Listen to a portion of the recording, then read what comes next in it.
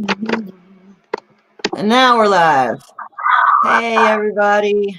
Welcome to our Shade of the Evening book club. We got Moni and Lori and special guest again, Mr. A.U. Pack Mule. So, Moni, do you want to say anything about yourselves? Yeah, hi guys. Welcome back. It's another part 2 of the mystery night. And yeah, John's with us and Lori's here. Yay! Yeah. No storms today. Happy to be here. Oh yeah, Thank there you. was a storm. Yeah. My last attempt. Everybody. Huh? Your last attempt? Yeah. Well, we know how much attempting happened with me when I was doing it wrong. But I'm so glad to have you here, and John, and we got House Sanchez and Cece. Hi guys. She missed us, and Robbie I saw in there too. John, Hi, Robbie. I need to put your link to your channel in here if you want to do that. Moni and Laurie aren't really sure how to, but if you, I will get. I need. You know how to do it. I need them to learn how to do it. Sometimes. Honestly, I can't have any other things on, or my internet screws up. So no, I won't be able to a moderator. We don't want to lose you. Oh, are you going to take away my rent? No. Don't do that. John, if you want to comment, I'll make you a mod and you can drop your channel. Okay. I'm going to go ahead and get started. Does that sound good? Okay. Awesome. So, last week, when we took a week off, and last week we ended after Dunk and Egg, we're heading across the God's Eye on the ferry. And before that, Egg asked, are we going to White Walls for real? And he's like, yeah, I want to see the dragon's egg. Duncan says, and he gives him that look like, right. So, and he might have even said, I might win one and have one like you. That was probably what it was. And Dunk looks at him like, yeah, because he's not good at jousting. So now we're at the wedding feast. And of course, the White Castle stood out to me as a big symbol of things coming and things going on, and it being all white, like for purity and stuff like this, when what's going on inside is anything but that. I thought it was for the hamburgers. Sorry. I know. And then when she's still saying White Castle, I was thinking the same thing, John. Oh, we don't have those down here. Yeah, that's funny. I had forgot. Yeah, I think I like mainly sing about it in Beastie Boys songs, but anyway. Yes, they do. I did pick up later too, it having it's probably just a little much, but having the werewood, and if that had anything to do with Bloodraven possibly, and his, I don't know, just something that popped into my head. What part about werewood? Just like the imagery? Him being able to see through werewoods. Yeah, pretty much, I'd say. And then Moni, so they're there, and it's a decent sized castle, about 40 years old. And like I said, everything's white, veined with gold, and the rafters are werewood. But the hall isn't as big as some others Dunk has seen. And then at least we were allowed beneath the roof. And so he sits down with Maynard Plum and Kyle the cat, and they're uninvited, but it's unlucky to refuse a night hospitality on your wedding day. So they come in. And then we have Glenn Ball. And I love that. I love that rule of Westeros. Talk about what you well, I did think, and later it comes up like where it's right in your face, but how Carrie said, with the white, this is significant. I guess he imported the stone from far, far away. Like it's a fairly new castle, but later one of the characters says how in the moonlight, it glistens like snow. And I said, yeah, it looks kind of like a snow job, right? Because you'll soon see all is not what it appears in this beautiful snow castle or castle I of forgot you white. said Like that. it's a snow job. So this is the picture. I don't know how clear it is. It's pretty little of all the people at the feast. It's a really great illustration of how big this event is. Yes, and how shoved in they are, which is not an uncommon thing either. I mean, there's like lots of people. Tell us about the below. Yeah. About the what? Below the salt. Oh yeah, so below the salt, right really on. Fun. So the dais that they were talking about, that is a platform, kind of like a stage, like built up, and usually a head table or you can do a show or something on there. But then they keep referring to below the salt, and so I looked that up. And pardon me, in medieval times, salt was super expensive, and so they'd have these like fancy little holders, and they put it in the middle of a table, and the people above the salt were the honored guests, and the people below the salt were the servants, and right here, for example, the hedge knights. So above the salt would be the dais, where all the lords and the fancy schmancy people are, and they get salt. And then the rest of the people are it's like the common room. So I'm assuming that's the dais, the head table, and then all the rest of them are the salt, kind of on benches and then stuff like that. Go ahead. The stuff you found out about what the below the salt, like because of salt being such a precious thing, and like people that were poor couldn't afford salt and all of that kind of stuff, and that's where the saying came from. Right. So it was it's only for the rich people. So it was I thought like that was where really interesting. Placed it on the table, and but it's just and that's a very. Go ahead. No, you go ahead. Oh, that's a very common thing. He just keeps saying over and over, below the salt, below the salt. So it's just kind of like, that's kind of where, like, and for the hedge knights who aren't even invited and they are welcome at these. I mean, they kind of were talking about that at the ferry the night before, how they won't turn us away for a meal though. So at least, you could go there and eat with the wedding feast. So I guess that's the privileges of knighthood, which also is referred to later then as well. Dunk notices all the knights and the people who chose to serve as knights, and he's like, or maybe it wasn't their choice, because to be a knight you have to have a horse and armor. So even if that was your desire, if you were born on the wrong side of the tracks and you had no means to get armor and a horse, you could pledge to be a squire to a knight and never be a knight. So that was kind of interesting too. Like, yeah, it's kind of like not frowned upon, but like mocked though. If you're like an adult squire, you see that kind of throughout the stories. Yet they're there, right? Nonetheless, yeah, right. It's like the same, you got to have the money to do it, but a hedge knight just decides to go on his own and do what he, live like he can and not expect anything fancy. And then other people still want to stay in that what luxury they have, even though they don't have their title and stuff. Right. Right.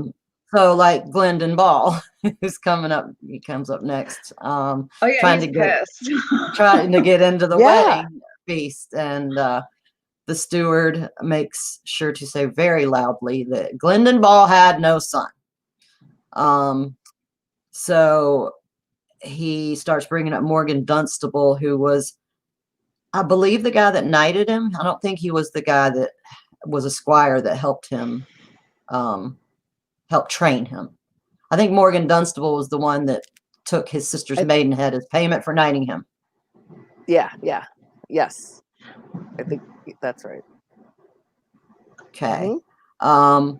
So okay, yeah. I thought I knew something, but I didn't. I actually none of that's in my memory. I was like, that's interesting. Didn't know. I saw that thought bubble. Yeah, that is, and we might find that out maybe it's the later. Audible book, guys. That's helping me remember. The reading, like I'll read it, but then I'll listen to it 2 or 3 times. I can't just listen to it. I have to actually read the words too. But mixing it up, like really, helps me. I have to have some visual at some point. So anyway. He does have a big fit. He does have a big fit. Sir Glendon. So Sir Glendon, that turned the boy's face dark red. He looks as if he's about to cry. Dunk thought, watching that or kill someone. After all that, the young knight was finally admitted to the castle hall. Or nope, am I in the right place? Pretty much, yeah. Kirby Pym. Yeah. Okay, yeah. That dude comes up. He's a knight, or he's a knight. In Lord Butterwell's service. So he talks whatever he says to the steward. He's laughing, and they let him in for whatever reason. We will find out later. And I love that line also where the I did make a note, but I don't have my notes really. Like I told you, well done. Where he kind of just snaps back. He's just like, listen, he's like, well, because I hate this line where he goes off and it's like, do you know who I am? Do you know who my father was? Like, that's just like, you hear about celebrities doing that now in modern times, and it's just like, oh, it kind of makes your skin crawl because people. Yeah, but he literally like comes out of nowhere. Like, where have you been, bro? Like, you've just literally been nowhere, and now you're like, how do you not know who I am? I should be up there. And they're like, no.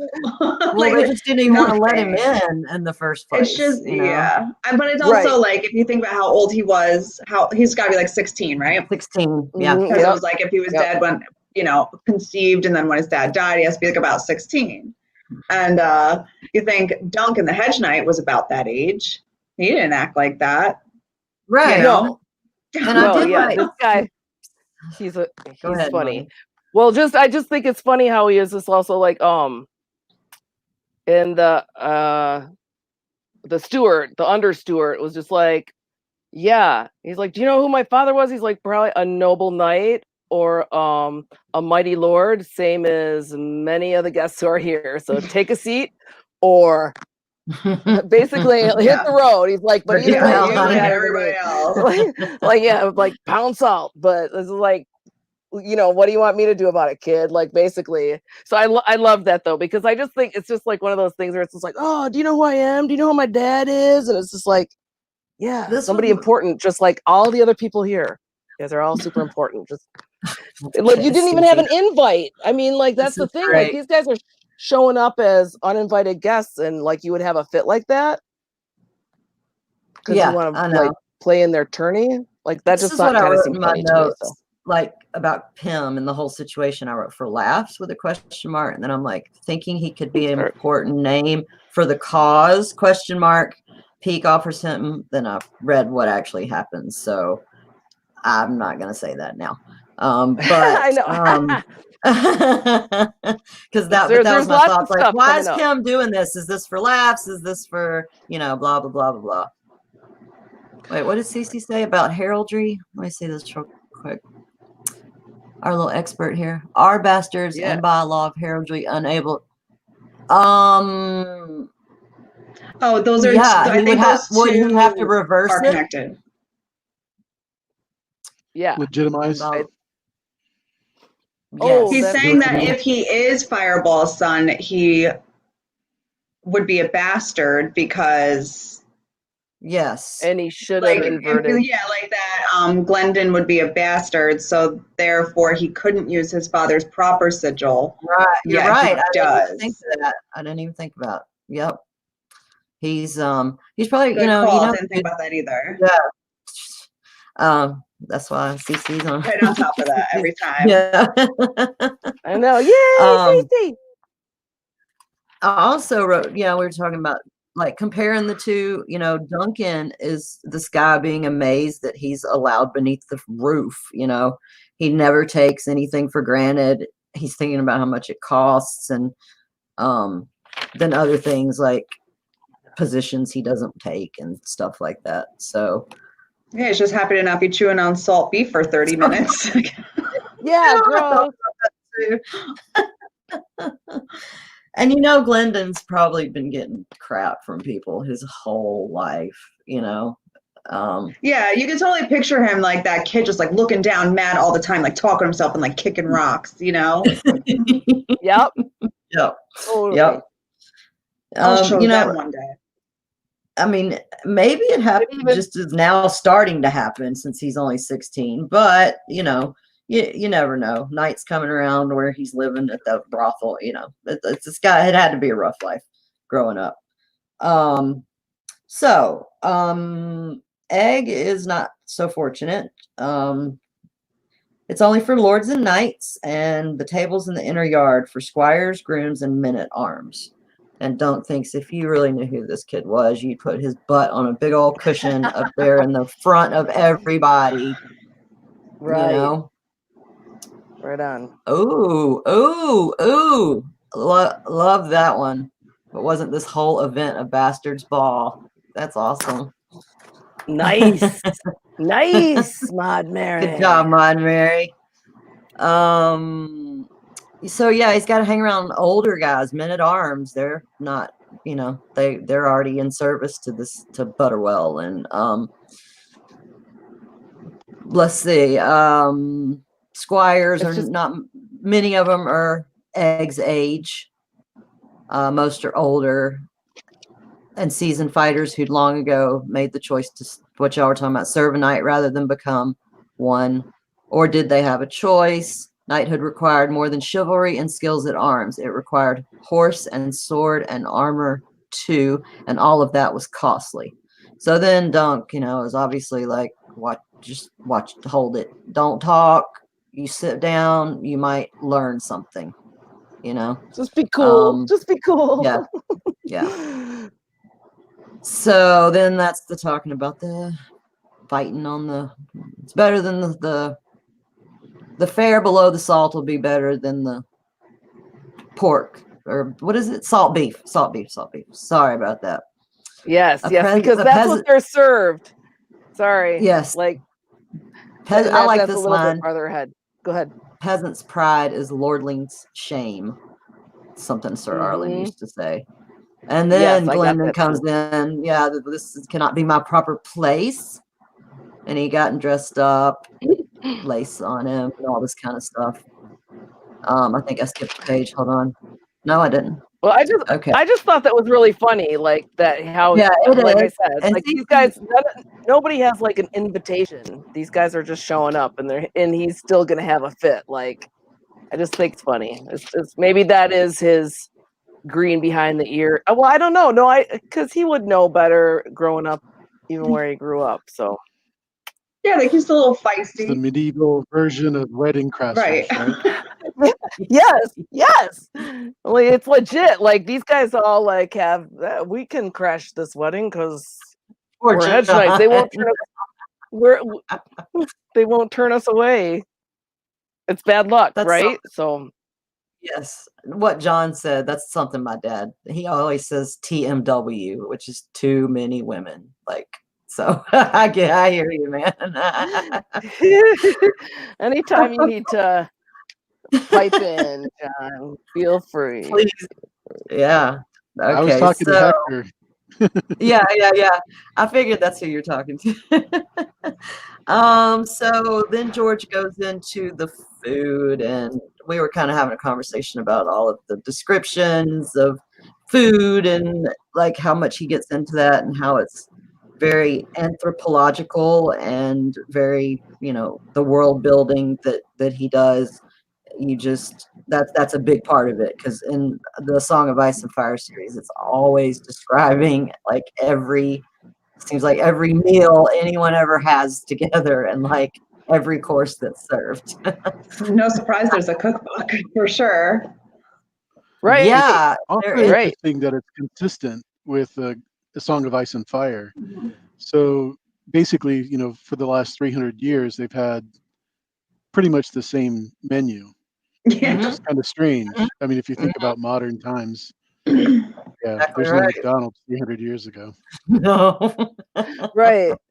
But It's, like back then they didn't have like I mean nothing was prepackaged. So like I imagine cuisine didn't really change, wasn't all, you know, I mean, when was baking soda and discovered or invented, like where they could rise thing, you know what I mean? Like I would bet that it would probably stay kind of the same for a long time.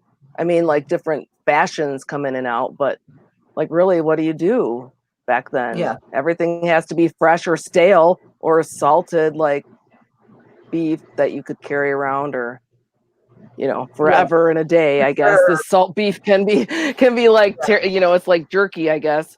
But that was like what he was served below the salt.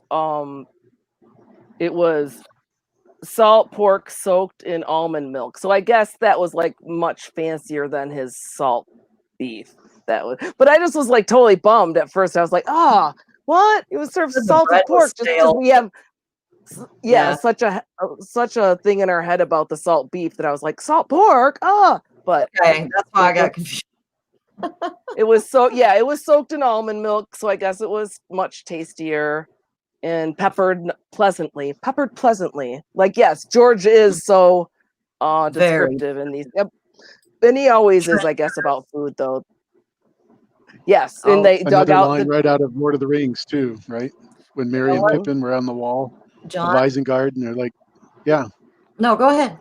I'll say it after. No, I was just saying they were feasting on salted pork and salted pork and a pipe.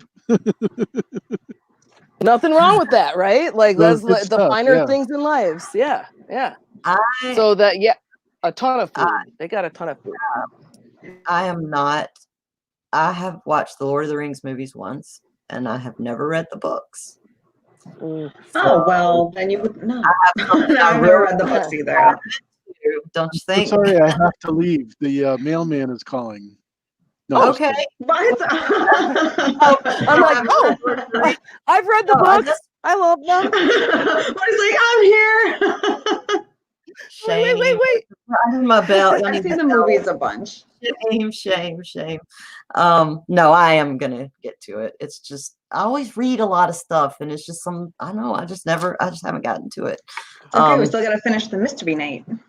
Yeah. Yes. But yeah, yeah, Robbie. There was a part before they got to the food. There was a part. Yeah, we missed the whole toasts before we get to that. Yes. Well, that's right. I was just like the menu. Well, they start toasting and then, well, whatever. The menu is at the above the salt. Who's hungry? At the Diaz, they were eating suckling pigs and peacocks that were roasted with the plumage. So they still looked fancy, although I can't imagine how that would turn out. Eat a peacock. Yeah, well, it just doesn't sound. It's just because they're not. Like it sounds a little. Yeah. but then and then he also had a great piece of crust pike with crusted almonds. So, but the suckling pig and the peacock and the pike with crusted almonds didn't make it down to below the salt. But so then he had salt pork. No mention of pipeweed though, John, sorry. Soaked in almond milk, peppered pleasantly, crispy brown capons, which are roosters, snipped roosters that are fattened up. Castrated, just say that. Yeah. Yeah, all right. Okay, castrated, fine. Snipped. I do the visual, you say the word. Okay. Because I was like, those are eels, but then that's lamprey. So I was like, and then I guess that makes them like marbly and tastier, I guess. So they fatten them up for eating. And then ripe cheese that smelled just as bad as Sir Bennis. Gross. There's I know there's some bad cheese. When I went at my uncle's deli, I had to separate cheese and Lord Bennis. Some gorgonzola cheese from the wheel onto the some plates to sell in the deli case. Oh, good Lord. I did not get that smell off my hands for like 2 days. It was awful. I did want to bring up one little part that we kind of missed, and it's Maynard Plum. They're sitting together, and tells Duncan he appears to be attracting a deal of attention, and he says it's the girls up on there not being able to take on the dais, not being able to take their eyes off of him, and they've never seen a man so big, and you're half a head taller, and it's like that minimal warning that he can get across without, like, with all these people around, like, people are noticing you, kind of. Right. And if you recall, the night before, when they were sitting around the fire, Maynard was kind of discouraging, well, not outright discouraging him from coming to this party, but kind of like, well, if you want to go after Krakens, like, you can go over there, like, kind of like, you don't need to go to this wedding feast, this tourney. So it's still kind of, Maynard is still kind of like put like saying, oh yeah. And yeah, it wasn't, I don't think it was just the girls who were noticing Sir Exactly. Dung. That's right. We also meet Sir Uther Underleaf, the son of no one of importance. When they sit down below the salt, he's like a new little dude in their crew down there. And he becomes more important and a little more important later. I just thought it was funny that he just kind of like cut through the Glendon being all like, oh, like, do you know who my dad is? Like, speech and everything. And they're like, oh, who are you? He's like, Sir Uther Underleaf, the son of no one of importance. Like, so anyway, right. We're all here anyway, and don't be rude. And everyone starts drinking with their stuff. They start talking about the actual tourney, and that there's like a lot of money that you could win even if you don't win. So that just encourages Dunk to like want to do it too. And he thinks of all the wonderful things he could do with 10 dragons, which is like the lowest denomination of winnings. But something else I noticed, and I don't know if you guys noticed, it's like popped throughout before, now, and like even later in the story. Maynard Plum has these one-liners like hating on being married like the whole time. And I know there's like there's like the big theory that could be canon, like on who Maynard is, but like I always try, like with that in mind, I keep trying to put together like, is he just putting on an act, or is this some insight into like, if it's Brynden Rivers, like his actual thoughts on like marriage and everything, because he was never even married. No, he just, the only thing we know is like him and Shira, but it's like, what is it? A marriage is a melee, as any married man could tell you. And the line that comes later about the birds, Yeah, there's like a couple of these like I hate marriage lines, or like, not I hate marriage, but just this like negative kind of view on it or whatever, when nothing needs to be said, but he says it anyway. Okay, that's all I have. Those are my numbers.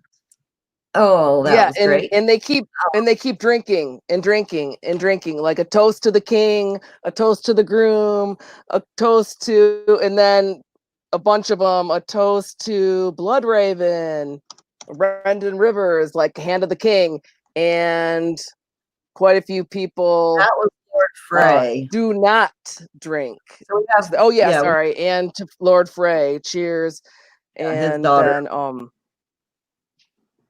the one that, then when they toast to the. Frey was toasting everyone. Ooh, and what a creep. Okay, so like even Frey's dad is creepy. Nose dripping. Where do you think he got it from? Yeah, really? Exactly. Yeah. What a great way to introduce Walder Frey. I mean, I can't stand this whole family. They have horrible hats, and I don't like. They're just awful. They're just. That's nobody's favorite house. I'd be really surprised. I know, really.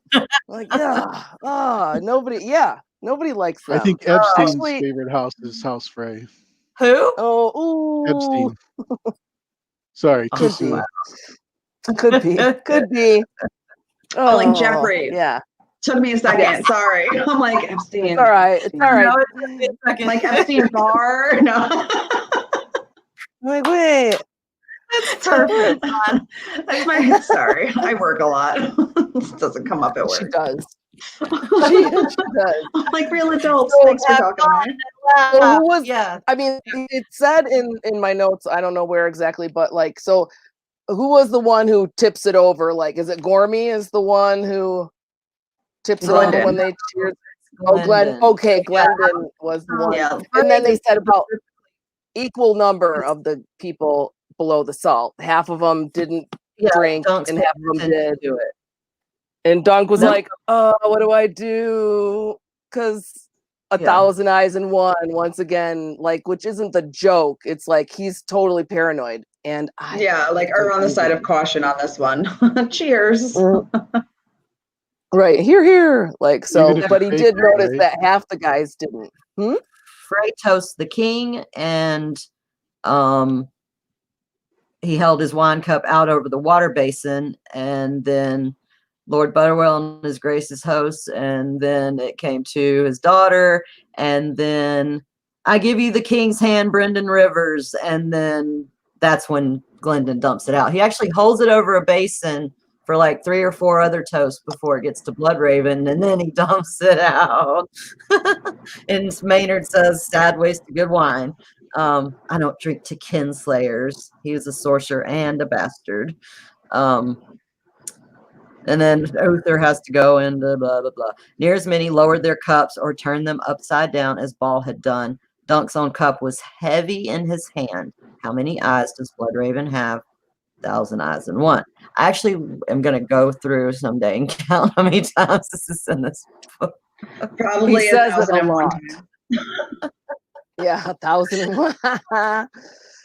So What does that yeah. say to the group that's actually attending in regards to which people like Bloodraven and which people don't? So if you're in the court or in the higher end, you drink to him because you know who he is, or you know his family, which is more important. But the common people are like, I've only heard bad things about Bloodraven, so it really says a lot about who's attending. Yes, I also think too is that like the people below the salt don't have anything to lose by overtly not liking the guy, but the guys above the salt or whatever the phrase is could lose something if they, were seen get caught doing that, Yeah, I mean, for sure, because like remember at the beginning of the story, we saw it was a Septon with his head on a spike for talking shit about Bloodraven. So like that was just not the people listening. Days. No, but like but it's happening around. So like it's kind of like, well, like they said it was like 50-50. Half of them, just as many who didn't raise their cup and drink, half that many drank and half didn't. So it's kind of 50-50 among the commoners. I think you're right, John. I think absolutely probably the whole head table would have drank. Yeah. For sure. I was for sure something to see. So then they Tully, Butterwell's liege lord, Leo Longthorn. Dogthun. I'll gladly drink to them. Oh, sorry. Wait, before we go any further, I had to expand on why I think the phrase are gross, even though we all know it. Because his toast, what he says is so bold. He's just like, oh yeah. Hey, daughter. And by the way, like I would like some sun, so churn the butter well. Gross. This is her dad, man. She's only 15 years old. Okay. How bold. Like they do talk about how he is old and he's 60 or no, he's 50 in gray and she's 15 in pink and yeah. But they also talk about like she's probably compromised, so that's why this is like a little bit of a like she's kind of happy in this union too because she got like whatever. Yeah, Maynard's the one who gives us that information, that little gossip about her. It was Maynard because that she was well, baby, not Walder, founder. sneaking down to the kitchens. Yeah, So, little snot they're all nosed brother. rebellion. You. Um, Snot So and he had flour. so he had a bunch of daughters before Walder, because Walder's only 4 years old, right? So Yeah. this daughter Yeah. is 15. 15. busy. And I'm just assuming that there's lots of them. I mean, I don't know. We don't know. I'm just going by I'm the sun, assuming like, that you know, too. the Yeah, apple I not don't know falling if far that's from just the because of tree. like the current story. That's what I think. But Did y'all see like said ew, I can't about even the imagine. Can you imagine? glass above the water in homage to the king across the sea, a true Jacobite practice. So, Like the Scottish. yeah, the Jacobites. Yep. Have you ever watched Outlander? You need to watch Outlander. I read that book. Just the first So one. then, oh yeah, I've done the books and I've gone through all the show. Hashtag get busy. Yeah, that's from Daddy. Yeah, I just told Cece we've been having a debate, and some people don't think he's but Maynard's Blood Raven, and she's like, "Oh my God, he totally is." But Well, I just don't know it yet. I just fun don't to know talk it. about. There we go. So John does the final toast. John the Fiddler. To my brave brothers, I know they are smiling tonight. Okay. So Dunk didn't attend to drink. They're getting really, really, really drunk. We're just gonna cross over. Who are the brothers? We're just gonna glaze over that one. Well, yeah, we did say already. Go We ahead. know it's Damon Blackfire's the two that died on the red grass field. Agor. Right, but our Dunk doesn't know this stuff, and it's all these little clues in terms of the story. Right. Yeah. I forgot that we had already said obviously that he's Damon. So I was like trying to not spoil it, but we've already spoiled it. It's still curious. It's still curious. This Hedge Knight is like up there, like raising a toast to his brothers, and everyone's like, yes. No one spilled their cup on that one. No. Okay, this is what the fact that the fiddle was part of his costume was like driving me crazy. And I looked up fiddle, just not fiddler, fiddle, an act of defrauding, cheating, or falsifying. So George goes and just puts all of these details like that kind of stuff in. And then, did we pass the part when he sits down next to Maynard, or is it John? It is John.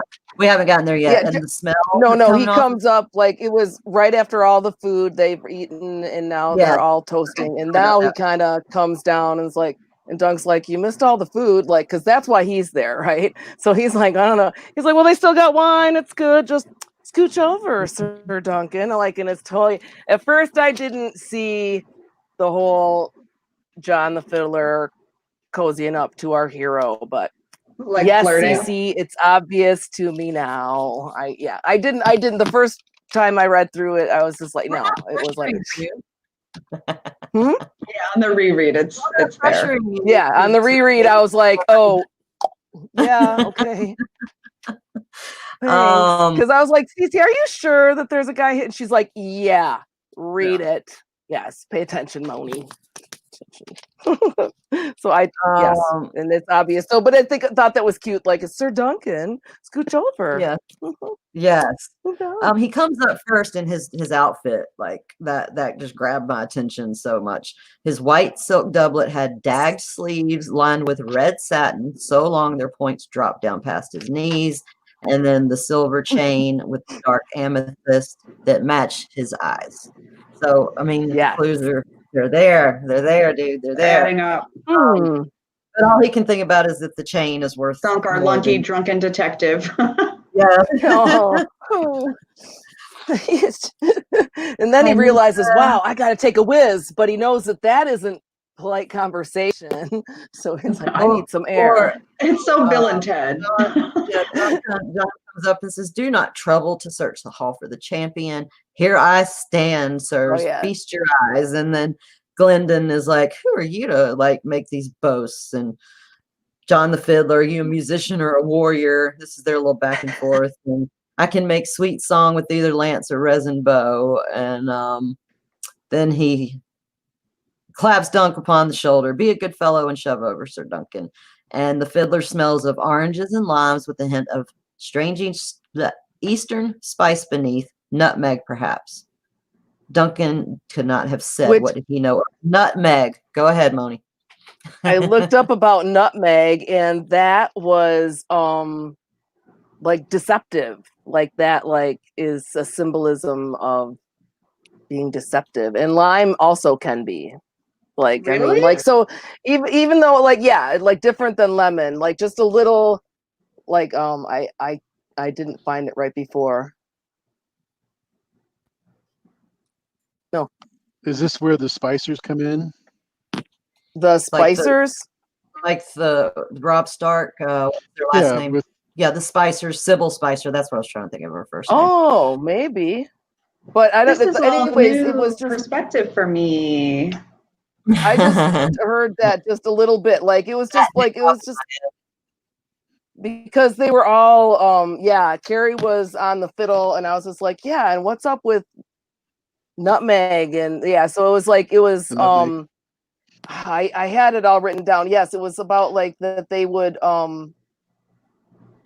something they would cut the nutmeg with, and so basically it was considered like just like a dirty dealer. If you were like a nutmeg dealer, like it was kind of almost a given that you were cheating people. So like it was like it's just kind of funny that George taught that in for us as well. Yeah. I was just thinking of Maggie the Frog and that whole family and how old she was and that sort of thing. Yes. You think nutmeg is a way to stay alive longer? Well, it's Eastern spice, so that's what caught my idea. Now the girl that Robb Stark marries, what is their last name, John? I can't remember, but I know that one of the mother's mother might have been Maggie the Frog. Westerlings. The Westerlings. Yes. Or one of their on the show. You guys, I know that's where I was going. That's why I didn't say it out loud. I was like, I know that's not That's because I did. But I got Jane, that one first. Yes, okay. You're good. So, You're good, guys. Jane Westerling. Yeah, I love it. I've been going on Amino and reading chapters, and I just do it because I like reading, and I'm in this chat room, and I like practicing the chapters and stuff. So yeah, it's been fun. Let's see. Okay, back to the story. Yes, we get the Glendon pie. Yeah, we'll get. Okay, well, not yet. I want to throw out that Glendon is like amazed that John the fiddler knows who he is, and you're your father's son. I hope. Like Damon's got his eye on him because he thinks, he hopes he's as good as his father is. He's also a flatterer, and he wants young swords. He is. He's just and he's Mr. Charming. He does want young swords. Razor there. He does. He does. Really, he wants young swords, and he wants men from all lands. Those faux pas all the time. I don't believe it. I'm so bad. I'm like, I always do that. Walked right into it. He does. So, and by the way, it was a party. There's like music. There's our fiddlers and players of sorts, and this side is the party. So yes, but he does. They are. That was definitely a line from before. Like, we want young swords as well. Like when they met them on the road when Dunk was. Right. See, I know, but it's hard to say. Like, or did he just see Dunk with his shirt off, and he was like, yeah, we need. Yes, but he does want. Yeah, they want able-bodied fighters for the cause, and John the Fiddler also wants young men. For his own personal cause. Anyway, I think we get it. Not flirting, but it's like, okay, I'm gonna kiss ass. Like tongue in cheek. Like, well, yeah. Yeah. Okay, then we have the pie. And I know Moni went through a lot of this because it has blue jay. Oh wait, here's skylark, pigeons, doves, mockingbirds, nightingales, small brown sparrows, and a great red parrot. That one I was like, oh, what? That's got to be something. It means something. Yeah. So we're like digging so deep into these lines. Where's my list? But those are just like such a weird thing. Well, first, like Carrie mentioned earlier today, like why the 21 and 21. It's just, it's really a whole bunch of marriage symbols. Really, like it's just so 21 is kind of about like communication, and the number represents rather communication and pretty much like working together. But then all the like the blue jays represent protection and faithfulness and communication. Skylarks symbolize a joyful spirit and of the divine. Pigeons symbolize love. Who knew, right? Doves, we did know, symbolize love and peace. Mockingbirds, innocence and beauty. Nightingales, creativity, virtue and goodness. Sparrows, joy and protection. Also, simplicity and community.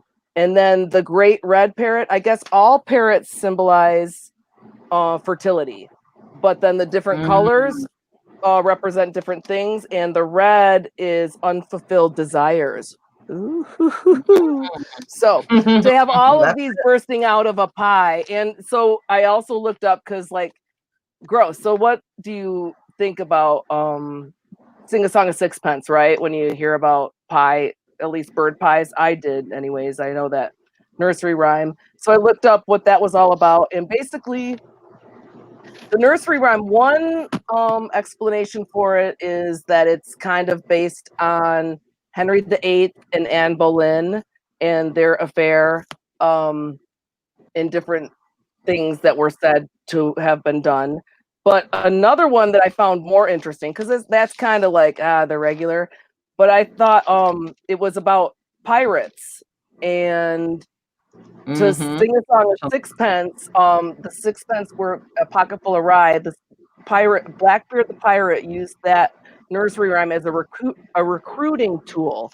So sing a song of sixpence, a pocket full of rye, is the pirates would get paid 6 pence a week and a hip flask of rye whiskey, and the 4 and 20 blackbirds are the pirates, and baked in the pie was the ship. So he needed 24 blackbirds, and then you'd get paid 6 pence with a hip full of rye whiskey. So I was like, I like that explanation better, probably. And you know what? The first one might have been around first, and then Blackbird used the rhyme as a recruiting tool, like to his advantage. Yeah, probably. Yeah, I would definitely say so. But I thought that. So, anyways, they don't really bake pies with the birds alive. They make a big, huge crust, and they put like stands underneath it. And so they bake that, and then underneath the pie, so they make a little cage underneath it so it doesn't collapse. And then they cut a hole in the bottom and put the birds up after it's baked. So don't worry, everybody. So whereas and then like how they stayed alive, you know? I mean, yeah, no, I always wondered that too. But that's so there was and this was big medieval entertainment. Like if you had money, you had a songbird pie at your feast. Like that was and they didn't have TV and stuff back then, so I could see where that would be a pretty big visual effect. You know, you slice open a pie and these birds fly out. So and then of course our Maynard. Yes. Yeah, and then Maynard, the cynic, made a good point in the chat that Damon is a lot like Renly Baratheon in his personality. Oh yeah, just like personality wise, the way he reads to me. Like there's nothing bad, he's nothing exceptional, and he's liked and cool Yeah. enough, whatever. Just he's not meant to be a king. You Yeah, know, and like he's House not someone you would fight to put on the throne. Like I wouldn't have Yeah. fought to put Renly on the throne. Exactly. Yeah. I liked him. It's like Yeah, you just and I was like also- people, but you don't want to work with people. You know what I mean? Like he's fine. He's a fine fella. Yeah. Yeah, the Purple Wedding and the dwarves too. House Sanchez was another part Yes. of both of these weddings. Things got heavy Yeah. when he was getting Tyrion to kneel and all that, kind of telling him to kneel and he wouldn't do it. Yeah. I have that not was- read that part in years. Uh-huh. Oh, man, That No, is- so I like, every time intense, he, thank you, Sanchi. Yeah, every time he I brings know. stuff up like that, I'm like, oh, I have to get back to that book. I'm rereading Clash of Kings right now. I'm doing Feast for Crows because of that thing I'm reading for. So and there's not any search chapters for like the first 3 or 4 books. 2 or 3. First 2 or 3, excuse me. So that was something I never realized before. Could you say that again, Carrie? There are not a lot of Cersei chapters, point of view chapters. I don't think in the first 2 books. Maybe in 3, I can't remember. I wasn't reading Storm and Sword like halfway through, and then I moved on. No, I don't think so, but I don't know. And this is her more descent into madness. And one of the chapters I just read was about the prophecy and the Valonqar and all that stuff, John. So yeah, 1 and 2. I did put in my notes like Plum with what does a woman bring to the marriage, and he's like, see you next Tuesday. I'll leave it at that because that's not acceptable. Or else, but it was like. And even when they're what like, else would- oh, this is all these wonderful things about the birds and the pie and everything, he's like, yeah, and 1 in 20 sorts of bird droppings. He's just like, Yeah, like what you got on your shoulder, why don't you clean it off? yeah. Like You he's got just like, shit on your because Kyle the cat It's is really like, not fancy when you just like release a bunch of birds inside. It's not. yeah. Where's your bromance? Those are all like great symbols of. And then that's when he made the crack about the melee too, like because Dunk was like, "Is there going to be a melee?" Because I kind of suck with lances. Which why would you say that if you're going to do it the next day, Dunk? But Dunk makes his excuses and right that he needed air and see. And Dunk learns from his mistakes. You know he does. Yeah, he does. So he's got to pee, but I gotta go get a breath of air. And Cece had made a comment earlier about Brienne. And now remind me of that, Cece. If you when you can type in the chat, because I'm trying to remember when that happened to Brienne. When she does that, I have a comment on that too. So it says, Dunk shoved back from the table. I need a breath of air. It was a piss he needed, truth be told, but in fine company like this, it was more courteous to talk of air.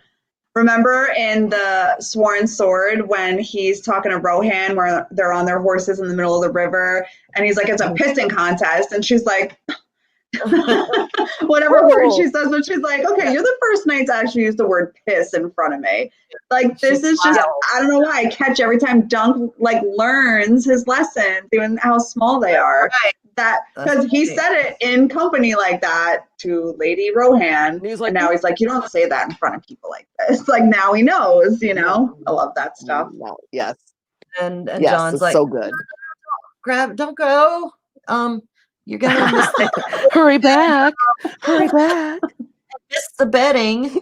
So he gets lost walking around. He thinks about which is like which is the other like medieval form of entertainment, which is like totally bizarre.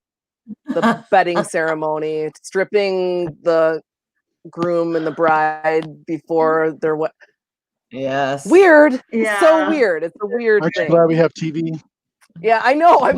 I am so glad that we have TV, John. You have no idea. We don't have to bake pies with birds in them or strip people. But now we have bachelor parties where strippers jump out of cakes and the wedding ceremony where doves get released.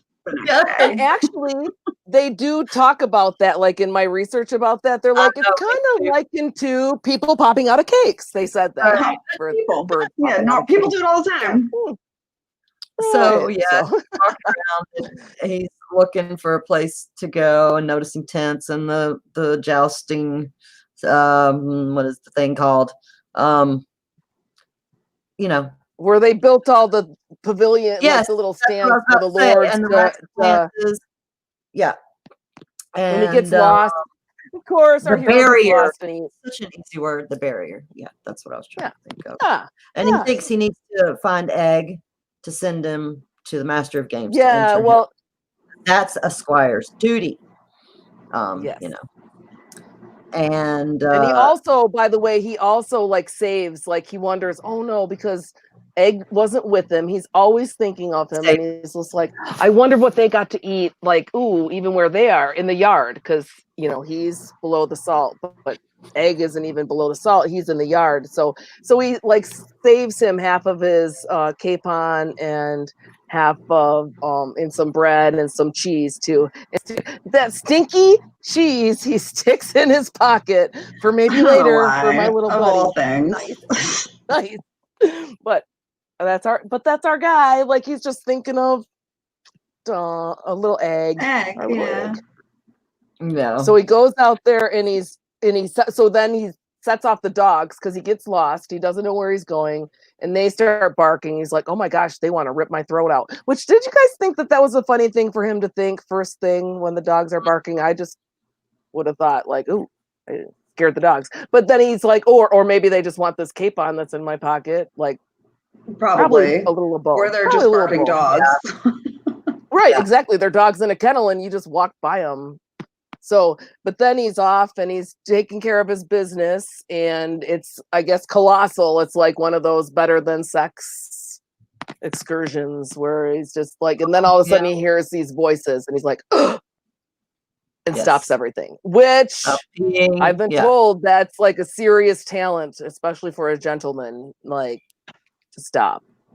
So I'll have to, I don't know, but like he's scared enough that he stops and he listens. Yeah, and he hears two guys come out. Door opens and it's above him, so he hears them come down the steps. A beggar's feast you've laid before us, without Bittersteel. And then a familiar voice says, Bittersteel be buggered. No bastard can be trusted. In not even him. A few victories will bring him over the water fast enough. So, this is Peak talking with, they don't a mysterious other. Yes, but don't recognizes Lord Peak's voice, and he's the one who's taking up for for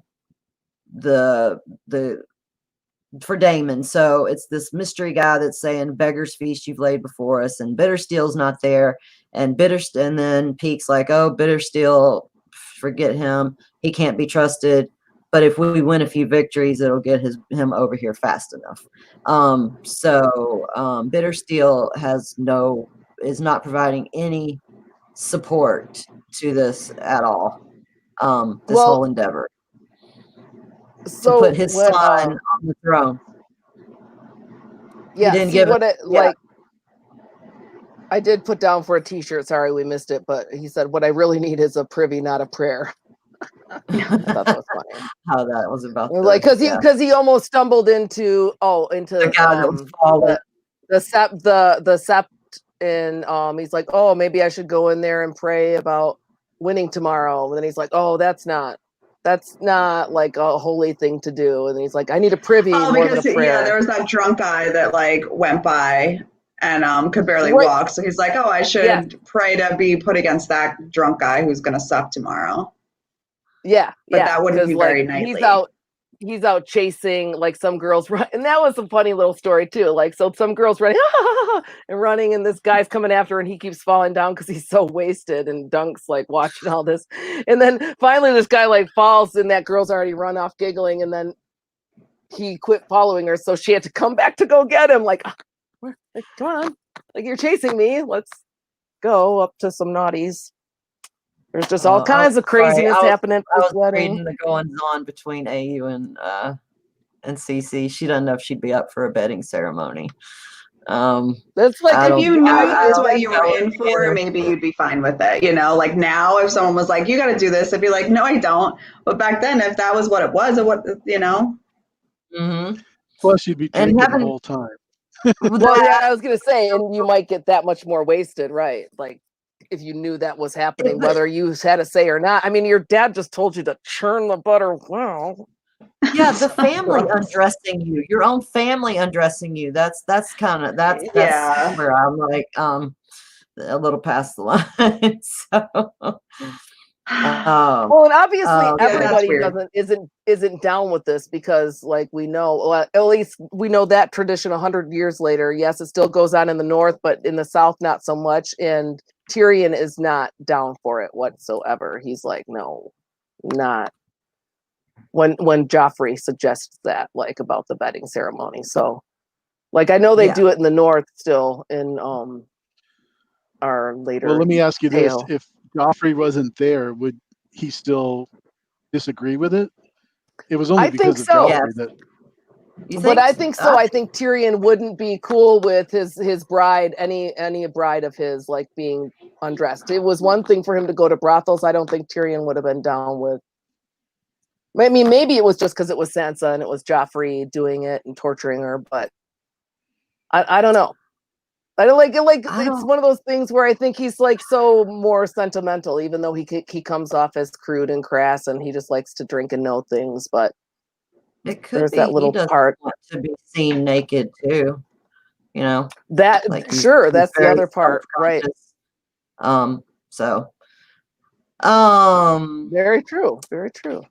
So don't, he holds his breath. So then I'm sorry. So I interrupted you about that part. And then, yeah, but the one guy, like, so when he says without Bitterfield, like, Bittersteel, I mean, he's like, he's like, Bittersteel be buggered. And he's across the pond. So it was a big disappointment because he was supposed to be there is kind of what they're saying, right? In this little exchange. Isn't that what you get?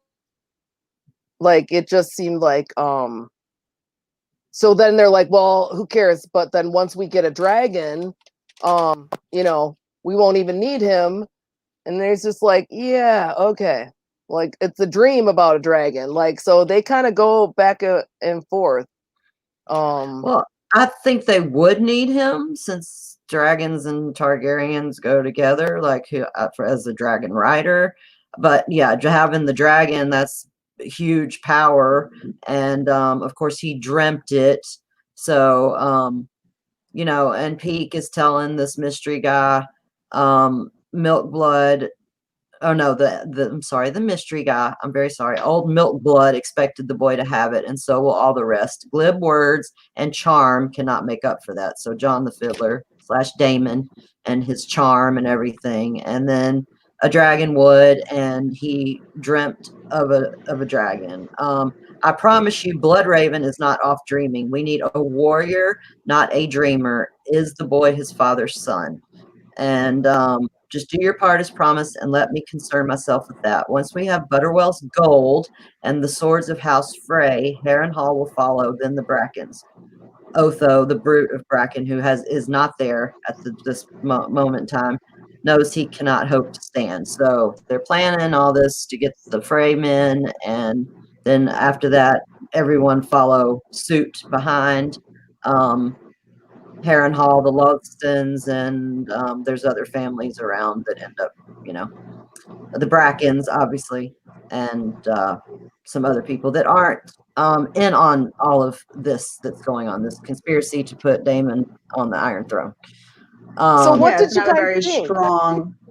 So what did you think? Like, when he was really mad about what did they expect the boy to have? Like, because he's just like he didn't have it. Like mojo. Yeah, like look badass like the first Daemon Blackfire, his father, and be a warrior and you know, be tough. What's the French word? Like je ne sais quoi or something. Somewhere. Yeah. Yeah. Yeah. Je ne sais quoi. I don't know. Okay, so you think that's what But yeah, So- I think it's like that ability, that X factor. Even though they're talking about his dreams, he's just a dreamer. Like he doesn't take things seriously enough. Like I said, Yeah, about like Rob, these guys seem to like the ones who supported Damon Blackfire seem to be like masculine dudes who are all about like the fight and the brutality and the fierce warrior above all else. And then all these other things are important too. But that imagery and that's what a king is to them, first. yeah, Cece said he is the ultimate seal of approval. Blackfire grandfather. Just yeah, and that Bittersteel's not there. Yeah, is like. Right. Wait, where did that go? So that's what he was. Why doesn't Bittersteel? Hi, DA. Ever? Hey, David. What's up, y'all? Hey. Well, wasn't he sent across? Wasn't he sent across the pond? Well, yeah, I was just thinking too, like Rivers. Well, I just kind of answered my own question as I was thinking out loud. I was just thinking, like, why don't people want Bittersteel to be king? But it has everything to do with the Blackfire being bestowed on Daemon, and then the heirs of, him. Right? I kind of just answered my own question. So basically, is that why they're mad, because they don't have the sword? Pretty much. The sword would be back at the castle, right? Or did he take it when he was sent away? No, Aegor Rivers, Bittersteel took it with him. Okay. So, but that's what they were expecting to get back then? That's what they're really disappointed, because they don't have that and they don't have that? Well, that and the fact that it's pretty much a tool. Yeah. Like he's just he's not living up to the expectations of his father. And he doesn't have Blackfire. Like if they Blackfire. Right. Okay. Because that's what I really like. I get what you're saying about the je ne sais quoi, but right. No, you're right. You're totally right. That it like the way they're acting, because like right now, our little false hero has it in the bag the way he's talking, right? Like he's just like, I mean, this is all his. So we've got two guys that are sure they're going to win this egg. And yes, who knows what's happening the next day. Dun, Peter Griffin in the house.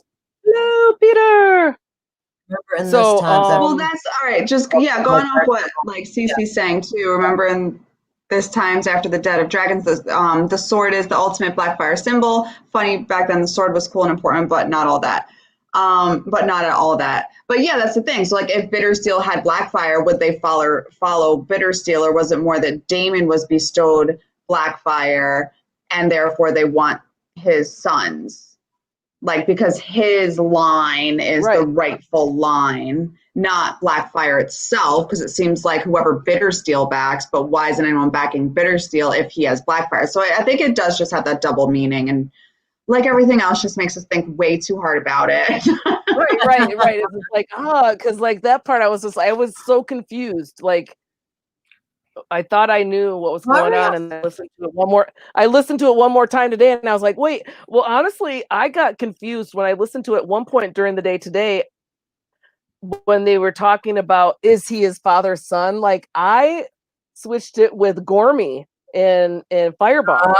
So I was just like, holy crap, like what is the point of this? And I thought they'd like totally like almost 86'd him at the door. So I was just like, like you said, I just was thinking way too much about this, and I just confused myself to death earlier. And I was just like, wait, I'm so confused. I know I did, because I was like, wait, which son? Because everybody, like you said, this is the party of the bastards. Who said that? Mary Maud. Maud. It is a bastard party. Yes. It is. Sorry, I totally did that totally backwards. Backwards. Yeah. I know. Oops. But yeah. So I thought that was all very. You're talking about Fireball's son. That's probably what confused you. Maybe, yeah. Okay. Well, that's Moni the Lunk. I get it. That'll work. So that could totally be why. Like, yeah, because I did. I wasn't. I just looked down and then read the line that Dunk his father's son. He muttered, who were they speaking of? Fireball's son. So that might have right. got, Yeah. So like I got maybe that's what like helped confuse me because I was like, man, wait, are they talking about Fireball's son? Like because yeah. I get it. Poor Dunk. Okay. He's all right. so much politics. Then he so much thinks politics. he's like gonna shout. He's I'm gonna shout after him and make them show their faces. But like, yeah, he's unarmed and half drunk. But yeah, he like wanted to know who it was. So that would have been a big mistake. But so then we get back into the feast and Lord Frey's nephew. And he's nephew. Go ahead. I thought he was his well, grand. I thought he had a different relation to Lord Frey. I am so sorry. Okay, nephew starts screaming the bear and the maiden fair, and Kirby, some night Kirby Pym's beating it out on the spoon, and the whole hall is just screaming the song, and Caswell, the centaur people, he's passed out at the table. Sorry, I thought that was about yeah, I think that's funny. Like yeah, passed out and then Hippocras, which for some reason I thought Hippocras was made of a milky substance, but then when I looked it up, it wasn't, and I thought it was something I had seen on the show. What is Hippocras? Is that like the new wine? Spiced wine, but I thought they wine. just okay, spiced wine, but it was something Roose Bolton would drink. Am I incorrect? Yeah, that like I think so. I think I remember that as well. But okay, so it was spiced wine. All right, that makes sense. So he starts thinking about which totally makes sense with your little spice research earlier. Yeah, with our little deceptive, right? Hypocrite. Yes, you're right. I'm reading that. Yes, words. I'll pull all those Latin meanings. So then it's like this is one body party, right? Everybody is slamming down. They've been drinking cups and cups of wine. The wine is flowing like crazy. They've all ate pretty well. He gets back and then they start, and Dunk drinks a little and he kind of snoozes a little bit. He kind of falls asleep. Like he's not used to drinking this much, but Sir Arlen had told him in the past, don't ever pass up a glass of wine or a tankard of ale because you might never get another. So he's taking advantage of this, listening to his mentor, but he's a little smashed. So he started, and then I guess he had a little dream. Yeah. And he doesn't know where she is. But he wonders, he knows where Rohan is, and she's in the bed with Sir Eustace, snoring through his mustache. Like he's like really thinking about it. Don't you just picture like flapping with his snoring? If they ever think of me. So and what do you think, Cece? Do they think of our Sir Duncan? Of course they do. Of course they do. So he's rudely interrupted by a troop of painted dwarfs in the belly of a wheeled wooden pig to chase Lord Butterwell's fool around the tables, hitting him with inflated pig bladders, big whoopee cushions. That's what I thought, yeah. And it was the funniest thing Dunk had seen, and he laughed at everybody else. And then Lord Frey's son was so taken with it, he joined in. He's hitting people. This kid is hitting people with a whoopee cushion. Had the most irritating laugh, a high, shrill hiccup of a laugh. Dunk says that made him want to take the boy over a knee or throw him down a well. So that's a pretty pretty shitty kid. Yeah, that's pretty specific, right? And like, and then even he's like, if he hits thinks about that bladder, I'm gonna do it. I might do it, So that's so funny.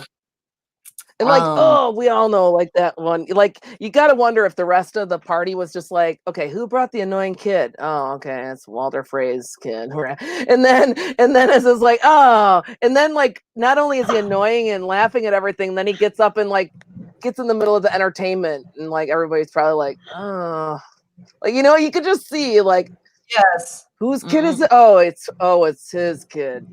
So everybody's just sitting there, like, dealing It's with. like Stillwell Angel in A League of Their Own. You're gonna You lose. stink. You stink. I love that movie, and it's Stillwell Angel. Yeah. Yes, totally like him. Right. So. Yes. But Dunk's loving it. Like, go ahead. Yeah. I no, it's okay. No. So then and Mary made the comment. Also, Mod Mary 1 made the comment that Bruce that he drank milk. What's his face? Bruce Bolton. Bruce. I was wondering what Bruce. she was I saying. said Bruce. Okay. It said Bruce. That's what confused me. I'm sorry, Mary. I'm so sorry. And then yes, we did Bruce. talk about him going out. Bruce. I'm like, wait. Okay. But I got it. As long as together we make one mind and we can figure this out. So which is also interesting because they're at the Butterballs, right? The little milkman, Bruce Bolton, and drinking milk. I don't know. Like this. You gotta stop doing that, Moni. Every time you what? Which say one? that. Bruce. The Butterball, which this castle is gone now. It's off the map. So Sir Maynard woke up.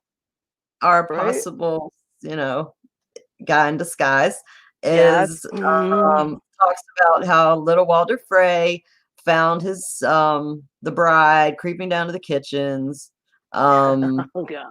And they were making the two-backed beast, let out a shriek. Cooks and guardsmen came running and found Milady and her potboy on a slab of marble where the cook rolls out the dough, both naked and floured up from head to heel. And Dunk thinks that cannot be true. Lord Butterwell, he's rich. He's got lands. Why would he marry a girl that's soiled by a kitchen scullion and then give his way a dragon's egg to mark this? The phrase of the crossing are not nobler than the Butterwells. They own a bridge instead of cows. That was the only difference. Lords, who can ever understand them? So he just kind of tosses it off as, okay, lords doing their thing, but they want the phrase on their side. All these people getting the rebellion going. So the betting begins, and Franklin Frey. That might be the other reason why they aren't mean to that kid. Probably because they want the phrase swords. Like, otherwise, probably people would have been a little meaner to that kid. But the kid. Oh, sorry. No, it's fine. Oh, and I remember Mary said, and sorry, I can barely see the chat, Mary. So she said at the Red Wedding, remember Bruce Bolton drinks the milk. He has milk instead. So good catch on that. And I just think that's grass. Yeah, very good. Maybe he does somewhere else, Carrie. You probably remember that from something, but I just like anything with milk in this. Like the Butterballs, sorry, like this family. So it's time. So yes, here comes betting, and everybody's coming to pull the bride and groom's clothes off, and Butterwell's flailing. Butterball, sorry, no, I'm not gonna do that. Flailing all around. He's drunk. The father of the bride, yeah, kind of like this. He can't even hold her. He almost drops her. So John the Fiddler, Damon Blackfire, here, let the giant carry her. So then Dunk's carrying her up, and the dwarfs are joining in, and they're banging on him, and he doesn't know where the room is. But he kind of gets pushed and prodded, and the bride he's holding her, and she's almost naked, and he was crimson too, and not from exertion. And it would have been obvious if anyone had been looking. Fortunately, all the eyes were on the bride.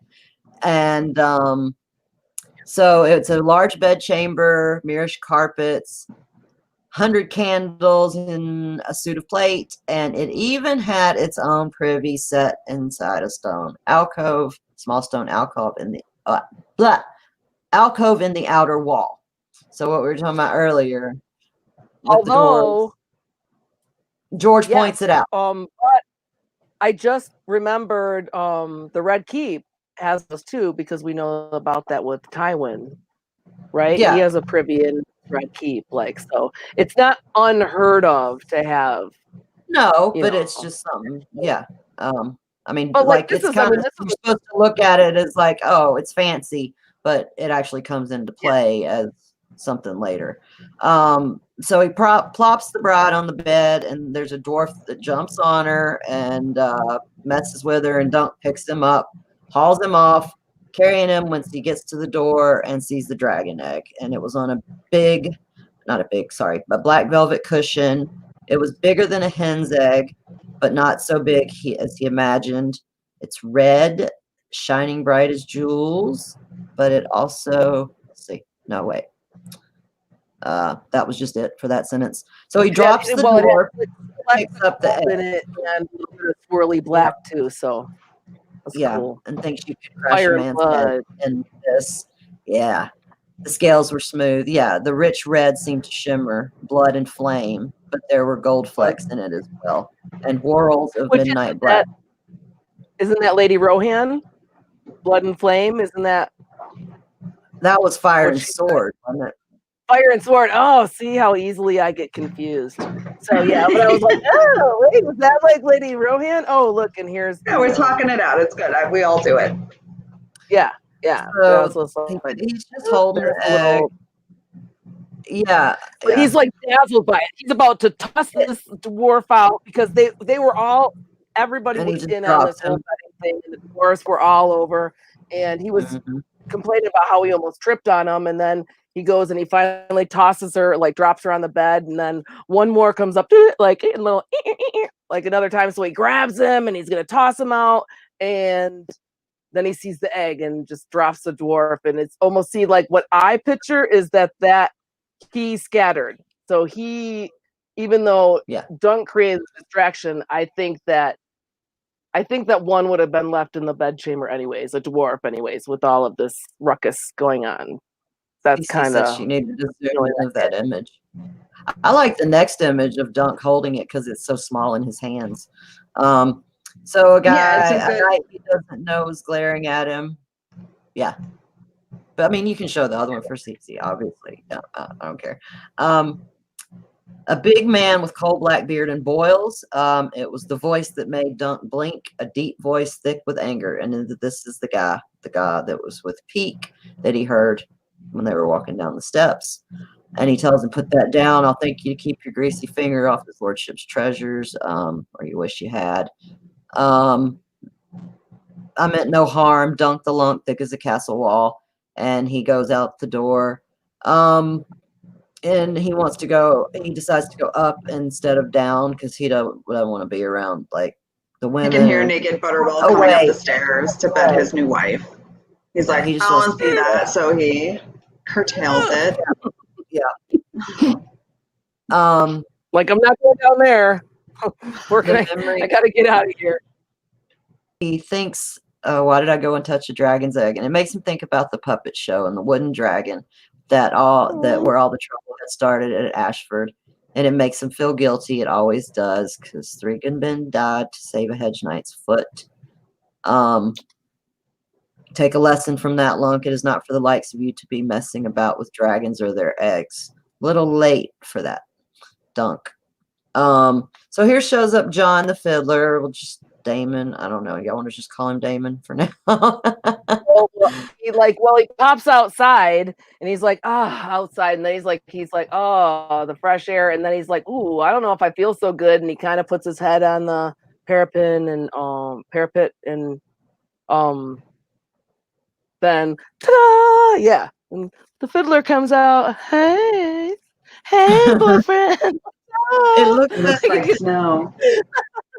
Well, it's like snow. Oh, he's doing here. You want to share a butterball? Yeah, I want to share some stuff while we're here. Mm-hmm. So yeah, Dunk's looking at this cool castle, and I just imagine it that white, I don't know if it's granite or whatever, but with that black, the sparkly flecks, you know what kind of white stone I'm talking about. Have you seen it? Maybe Quartz. Oh well, thank you. Yeah. There you go. I don't know why that's how I picture it, but it's just that's what I imagine. So then the fiddler says, "Oh, but doesn't it look like snow?" And Dunk, of course, doesn't even know what he's talking about. I don't know if Dunk's probably never seen snow. I don't think he's grew up in King's Landing, and it's been summer and spring, right, his whole life. So, but I thought that was interesting. I don't know. I don't think Dunk has probably ever seen snow. Well, this is when, John the Fiddler is saying, have you ever been north of the Neck? I'm told it snows there even in summer. Have you ever seen the Wall? And why is this, Dunk's thinking, why is this dude going on about the Wall? That's where we're going, me and Egg, up north to Winterfell. Would that I could join you. You could show me the way. And Dunk's like, the way? It's right up the King's Road, dude. Just stay and keep going north. Can't miss it. John the Fiddler, I just like imagine him flipping his hair or something. I suppose not, even though you might be surprised at what some men can miss. Wink, wink. Yeah, like duh. What so I'm trying to tell you. Dunk's like, why'd you come up here? McFly, hello. So funny. So Alan, Dunk asked him why he came up there, and Alan Cockshaw was looking for him. I did not care to be found. He grows tiresome when he drinks, does Alan. I saw you slip away from that bedchamber of horrors and slipped out after you. I've had too much wine, but not enough to face a naked Butterwell. I almost said Butterball. He gave Duncan an enigmatic smile. I dreamed of you, Sir Duncan, before I even met you. When I saw you on the road, I knew your face at once. It was if we were old. Was as if we were old friends. And then Dunk's like, oh God, chills, because he's lived this before. Deja vu, like Darren. I dreamed of you. My dreams are not like yours, Sir Duncan. Mine are true. You dreamed of me. What sort of dream? And the fiddler, why? I dreamed that you were all in white from head to heel with a long pale cloak flowing from those broad shoulders. You were a white sword, sir, a sworn brother of the King's Guard, the greatest knight in all the 7 kingdoms. Live for no other purpose than to guard and serve and please your king. And you've already dreamt this, and every boy does. And then John tells Dunk, only 7 boys grow up to wear the white cloak. Would it please you to be one of them? So he's offering him a place with the King's Guard, or a lordship. Well, that's a little bit later. He says, "Oh, only a king can make a King's Guard knight." And so then John the Fiddler says, "I suppose that means I'll have to take the throne. Then I would much rather be teaching you to fiddle." I know exactly. Yeah, if you didn't think it before, Moni. I know. I was like, but the first time, no, I was thick as a castle wall myself. Wait, Cece, like a whole but I thing? did. Oh wait, time out. I think this whole Facebook thing. I'll let her answer me in the chat. Okay. I should have even typed it. CC. You look a god in white, but if the color does not suit you, perhaps you would prefer to be a lord. So here's this hedge knight offering Duncan all of these things. I'd sooner sprout blue wings and fly. One's as likely as the other. Now you mock me. A true knight would never mock his king. And the fiddler sounded hurt. Go ahead. But I love it because he says, he's like, I suppose it'll mean I'll have to take the throne, or but I'd much rather be teaching you the fiddle, right? And he's like, that Dunk is just like, you're drunk. Like, why are you even like saying this crap to me, man? Like promising me these are big ticket items. Like, I just think you're a hedge knight. Like, that's really no, but like this whole time, Dunk obviously like feels like he's not a hedge knight. He's always calling him my lord, and like he can tell. It's like he knows, but he doesn't know. But he knows. Right.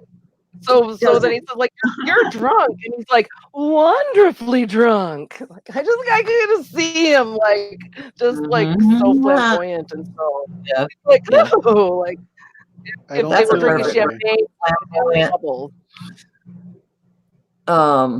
I hope you will put more faith in what I tell you when you see the dragon hatch. And I love the picture because it actually shows what the Iron Throne is supposed to look like. Some of it, that but big much bigger than the the show. So yeah, that's badass. A dragon will hatch, Duncan. A living dragon. What now? So I hate that throne. I mean, like, even though how it's supposed to look the other one. Like, if I was queen, that's job number one. Which, spoiler alert, who hasn't seen 8th season, that dragon totally took my idea because I said I'd melt that throne first thing, but I didn't guess that would happen at season 8. Like, I didn't have that prediction made. That was just if I was queen. If I was queen, that's what my dragon would do too. We would all be in trouble if Moni G was in charge. Was queen regent. No. It would be fun. Yes, House Sanchez. Yes, that was in the story. You got it. Wouldn't that be wonderful? I'm just reading some stuff in the chat. Yeah. Mary said does act keenly sometimes. He is 22. He's dreamed it all. I once dreamed of my brothers lying dead. They were 12. I was 7. So they laughed at me and died. Now I'm 22 and I believe in my dreams. I dreamed of you and a dead dragon. So blah, blah. Duncan starts thinking back to when Darren said that dream. A great beast, huge, with wings so large they could cover this meadow. It had fallen on top of you, but you were alive and the dragon was dead. And so he was. And then he says, pray, as you say, my lord, pray, excuse me. Where are you going? John doesn't want him to leave. And he says he's going to his bed to sleep. He's drunk as a dog. Be my dog, sir. The night's alive with promise. We can howl together and wake the very gods. And Dunk says, what do you want of me? Your sword. I would make you my own man and raise you high. My dreams do not lie, Sir Duncan. You shall have that white cloak, and I must have the dragon's egg. I must. My dreams have made that plain. Perhaps the egg will hatch, or else, and then boom, the doors open violently. There he is, my lord. Wait, before they get busted in on, I love that part where he says how be my dog. Oh, hello. Did anybody else think of the Hound? Sir Gregor Clegane? No, but that's a good one. Yeah. Yeah. Sandor. Be my dog. Oh, I'm sorry. Sandor, not. Yeah, no, good catch. I didn't catch that. They said something earlier about a dog or a hound. Oh, when he was like, those dogs are going to rip my throat out. And I was trying to think of like how, yeah, it made me think of that. But like, there was nothing I could really tie together. That one like makes a little bit more sense. Yeah, I was like, "Ooh, be my dog." I was like, "Oh, you are not CC." I'm so sorry, you guys. She is no cheating, CC. She's like throwing all the banners and tagging everybody and stuff, and I was like, "I got you, girl. I got you." So he was in the final 4. I don't even remember who else is in it. Oh, did he make it to the final 4? Yeah, nice. He did. But I don't know. So, anyways, like I had to interrupt for that part. Sorry, Carrie, because it's just like what? Because we've already made like. I just didn't want us to run out of time. Oh, I'm sorry. I'm not watching the clock as well. Sorry. It is 2 hours of my bad.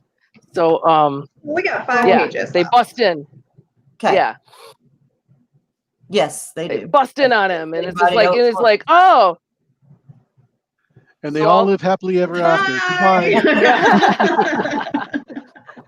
So what was the fiddler's like, Gormy, what are you doing in my bedchamber? And he's like, you're on the roof. Like, you're not. And then Gormy basically, they shuffle him off, and he is angry, and is just like, what did he tell you? Like, come in.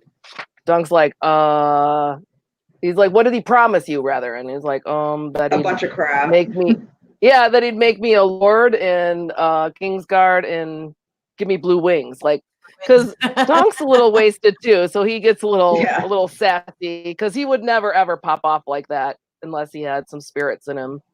So so he was like, so then they said, no, you've got to joust tomorrow. We got to get you out of here. And he's like, I was hoping to joust with good Sir Duncan here. Ah, get out of there, Dunk, run.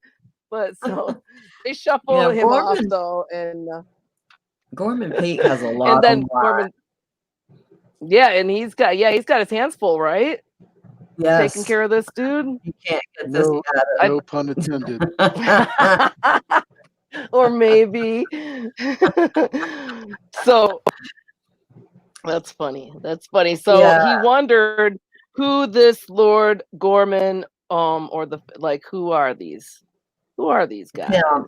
Kirby Pym is your first tilt. You have. Oh, well, let's not forget Gorm. Oh, did you say how he puked?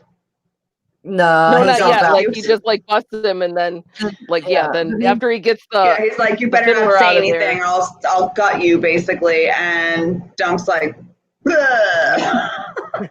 like, all right, and gets it on his boots, which that's that's a cardinal sin, getting puke on his boots.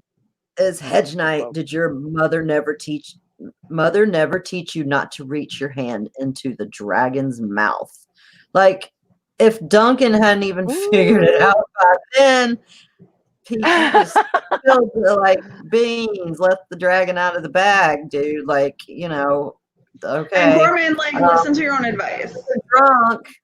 Gormy is so jelly. Say that so again. I'm sorry. Gormy is so jelly. It just looks funny. Yes. The word. And he does need to take his own advice, but he's the one who's been there all along. So, and and so then off they go, and basically, that was it. He wondered. He wondered who was madder, Lord Gorman or the fiddler, because he was basically. Then he's just like, you Hedge Knights, right? And so Dunk says back to him, "We're nowhere and turn up everywhere, my lord." We are wanted. You cursed Hedge Knights. Yeah, he said how is it described? Made him bold. The wine. Yes, yeah. You Hedge Knights, you have no place here. No true knight would be so discourteous as to turn up uninvited, but creatures of the hedge. And then that's when Dunk comes back with we are wanted nowhere and turn up everywhere, my lord. I think that's a good t-shirt. But and he wondered who was madder, Lord Gorman or the fiddler, because he hasn't put this together. We are behind the scenes, but I mean our good hero is wasted right now, and he's just like, what? I mean, I don't even think there's just a whole he's bunch of things happening around him. Yeah. So then he goes back to his pavilion. Yep, and he hears good old Egg has everything all set up like he always does. He is a good squire. He's a good boy. And he is. So he peeks in and he sees him, and he's reading by candlelight. And he's reading a really fancy book with a bunch of colors. And so I don't know if they tell us, but we could assume it's heraldry, right? I think he asks him. They do say it, yeah. Yeah, because Egg is got one eye open and super thinks that something's going on here. So he's looking up all the sigils of the people at the tourney. Yeah, Dunk starts telling Dunk about it, and as per usual, Egg is saying one thing, and Dunk is totally in his own world, and Egg's like, but I have really smart things to say, and Dunk's like, squirrel, Yeah. So anyways, I got you this stinky cheese from the table. Yeah. He's like, no. I love them so much. And they talk about the three sisters and that those islands are sinks of sin and avarice. Sisterton was one of the most notorious smugglers' dens, and that's where Davos is taken when he goes to visit the Manderleys to help Stannis, and they called the Wolves' Den, the prison. Yeah, it was on. I think that's what the Manderleys call them. Yeah, their little den prison, where they lock them up for a few. Mm-hmm. Wasn't Yeah. it the wolf den? Yeah. I I thought thought the that was wolf on den the mainland. was for meeting a secret meeting place. The dungeons Mhm. were the dungeons, but On the mainland, okay. right? no, it was at Whitehall. Mm-hmm. Where there's a Um, dude with the trident, the Manderley sigil, and the fountain and stuff. Yes, the dude with the trident. Neptune. Right. I like Sorry. that guy. Wrong story. Right. The one who makes pies. Ooh. Gross. So Egg's basically saying like, okay, why is this guy here? And Egg was saying that. Sorry if I said that backwards. Duncan's like, he came a long way. He must be kin to Butterwell's new bride. No, he isn't. Then he's here for the feast. They ate fish on Three Sisters. A man gets sick of fish. Did you get enough to eat? Brought you half a capon and some cheese. And then he tells him Lord Sunderland fought for the Black Dragon. Like old Sir Eustace, he wasn't so bad, was he? And Egg says, no, sir, but... And then Dunk... I saw the dragon's egg as he's getting the food out, and asks if Lord Bloodraven has have a dragon's egg. And then they go Why on. would he? He's bastard born. Born, He's basically. baby born. He made the same mistake. Yeah, and then The egg repeats his mistake. yeah. Dunk learns from his mistakes. Egg definitely. Right, because it's bastard born, not base born. You're right, Lori. He does. He puts the two together, and he's just like, then he sees his lip, and he's just like, what? And he's got our little egg has a fat lip from being in the yard with all those other squires. Yep. And once again, he's like, of course, Dunk loses it because he just doesn't want. Yeah, he's very protective, and it's just like walk away from the fight because you know there's bigger stakes at issue than just fighting with dumb boys. But Egg, of course, what's the one part that Egg is always freaking out about if anybody says anything bad about him? So they were talking smack back and forth, and then they called him a kinslayer, and that's when he couldn't hold back anymore. But then see. And then, but the famous line, they call my father a kinslayer, though, and Dunk thinks it in his head. Where it's like, I'm at this point where it's just like, maybe you need to start saying this out loud, dude, because he can't get past this because he did kill his brother. He is a kinslayer. I mean, there were, holy circumstances because it was a battle of the seven. Well, and it was a battle of the seven too. So that was like a holy war, isn't that the gods are supposed to intervene, kind of? To see who wins. Exactly. Something. So it's just like, so it's not like, I don't know how egregious killing your kin is in they Battle do it of with Seven. the red god too.